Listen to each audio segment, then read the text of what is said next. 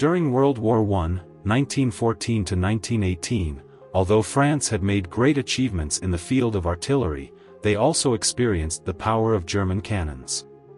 Simply put, the most obvious advantage of the German Krupp heavy artillery was its long range. The most typical example is the Paris gun, which had a range of 130 kilometers, causing significant trouble for the French.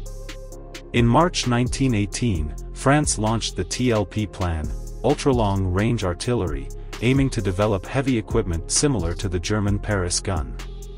French designers first manufactured a 37mm caliber gun with barrel diameters of 110 and 160 to study the internal ballistic characteristics of artillery.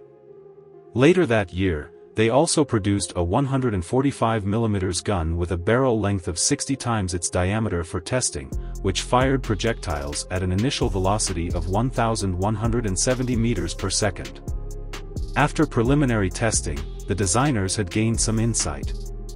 Despite the armistice in November 1918, the High Command of the French Army still supported the TLP plan, and related work was carried out in secret, in order to avoid potential post-war arms control treaties, such as restrictions on artillery caliber and barrel length. In 1924, the Schneider Company obtained contract number 22D/L, and began to build components for a 224mm caliber gun with a barrel length of 150 times its diameter. This gun, named the 342-24L/150 TLP, had striking similarities to the German Paris gun.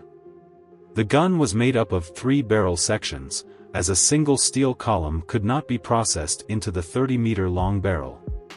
Schneider manufactured a 224mm caliber barrel with rifling, followed by a 210mm barrel with a smoothbore, which increased the diameter to 100 times, and finally a smoothbore barrel without rifling, resulting in a total barrel length of 150 times its diameter. The gun was designed to fire a 104 kg projectile, which, accelerated by the extra-long barrel, would reach a maximum range of 150 to 160 kilometers. The gun's elevation was controlled by hydraulic equipment, and the excessively long barrel was fitted with supporting brackets and steel cable to prevent bending.